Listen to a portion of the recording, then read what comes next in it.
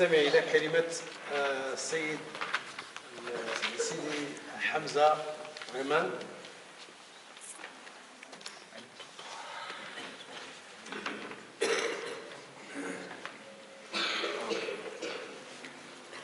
بسم الله الرحمن الرحيم. اللهم صل وسلم وبارك على سيدنا ومولانا محمد وعلى آله وصحبه وسلم. رب اشرح لي صدري ويسر لي أمري واحلل عقدة من لساني يفقه قولي. لا علم لنا إلا ما علمتنا إنك العليم الحكيم. كتبت شيء باللغة الإنجليزية، ولكن أولا بغيت فقط أن أشكركم على هذا الترحيب وهذا الاستقبال. جزاكم الله خيرا. سمينا هذا اليوم أو تحت شعار يوم للتعارف وتواصل، وحضوركم وترحيبكم جعل هذا الإمكانية. يعني ما شاء الله هذه الفرصة لهذه الطلبة الأمريكيين قليلة، نادر جدا. يعني جاءوا إلى المغرب، ولكن حقيقة هم يتعاملون فقط مع يعني شخص في فندق أو في دكان، ولكن هذا أنهم يشوفوا الشباب يقرؤون القرآن ويجتهدون في الحفظ. ما شاء الله هذا فرصة ذهبية لطلبتنا. الله يجزيكم بخير. فإن شاء الله سأقرأ هذا الكلمة بالإنجليزية، وأحاول إن شاء الله أن أترجم شيئا إلى العربية إن شاء الله. So I thank you all for being here. This is a little more formal maybe than we expected, but I'm very happy to share with you. I wrote a few words. Our beloved hosts, they asked me to say a few things to you about this gathering. There's a verse. Well, let me start from the beginning here. It's with great honor that my colleague Sidi Fuad Arasmuk and I represent the CLC in this cross-cultural meeting of civilization. We have been invited into a sacred space that is rarely, if ever, witnessed by outsiders, even other Moroccans. And I see our two sisters here nodding their heads. This is a unique experience.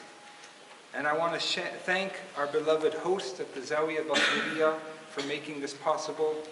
Thank you, Sayyid Muli Ismail al-Basir, Sheikh Tariqa al-Bosiriya, and the Mudīr, the Director of Studies at this great institution. And I also would like to thank our dear brother and friend, Professor Muli Abdul Hadi al-Basir, who organized this event and supported the idea of this meeting from the very beginning. I'd also like to thank all of the administrators, teachers, and students and staff at the Zawiya for welcoming us. Barakallahu feekum wa jazakum Allahu khairan. Ashkurukum jami'an.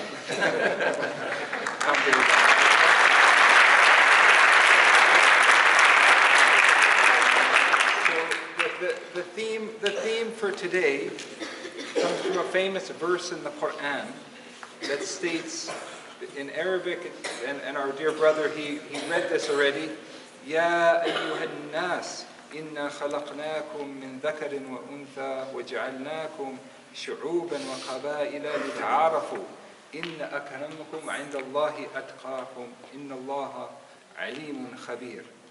وش حفظتي هذا الآية؟ يمكن تقرأوها؟ يلا يا زين. يا أيها الناس إنا خلقناكم من ذكر وأنثى وجعلناكم شعوبا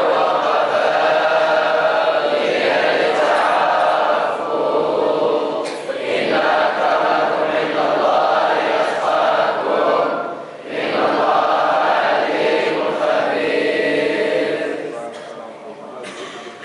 We need to clap for them.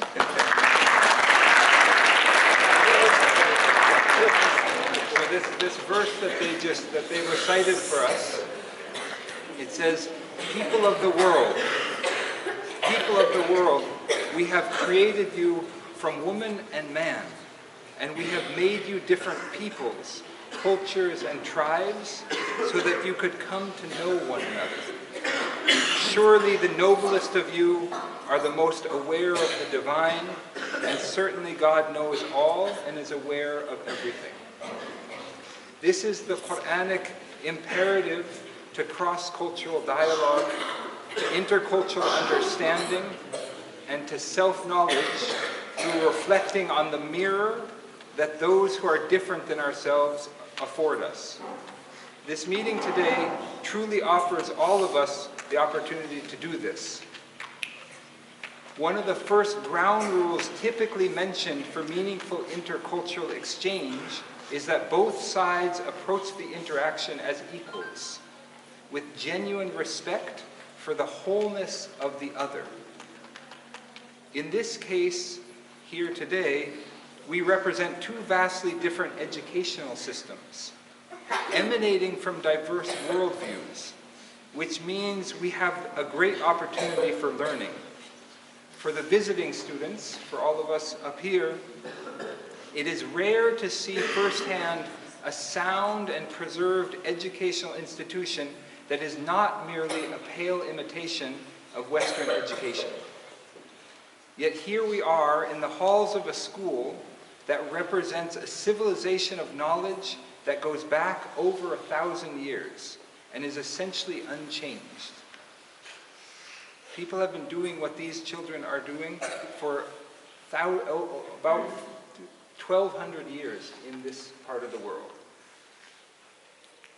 For the Moroccan students, your guests today come from one of the leading institutions in the world in fields such as political science, economics, mathematics, biology, and much more, as the Sheikh said already. The research and ideas coming out of the University of Chicago are literally shaping policy and perspectives around the world. Coming back to the theme, I'd like to look more deeply at the word ta'arafu. So in the verse that we read, there's a key word, which is ta'arafu. This word comes from a root in the Arabic language, arafa, which means experiential knowledge. It's closer to wisdom, or hikmah, than to discursive knowledge, or ilm. In Arabic, we have these three kinds of knowledge. And arafa means experienced knowledge that you embody. And the verb form that is used implies interaction, and that both sides help one another to reach this goal. Tafa'ala, ta'arafa, means that you're working, it's interactive, and you're doing it with someone else. You're learning through interaction, or mutual deepening of wisdom. And I believe that one of the ways that this is achieved is through triangulation, or more simply put, seeing the world from another's perspective. This doesn't mean we have to agree with their perspective, but it does mean that we have to be willing, that we have to have the willingness and courage to set aside our own judgments for a few moments to simply admire the world from another's vantage point. For us standing here, I want to invite you specifically to reflect on what it would mean to study in a place where your concept of reality, of purpose, of self, of past, present, and future are all guided by a sacred text like the Quran. The students here at the Zaawiya Bosiriya spend literally their entire day from before sunrise until well after dark, memorizing, reviewing, and trying to grasp the meanings of the Quran.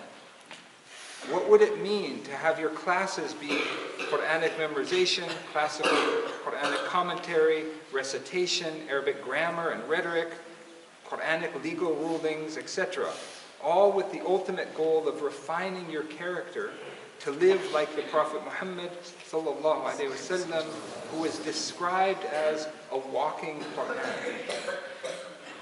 كان القرآن يمشي.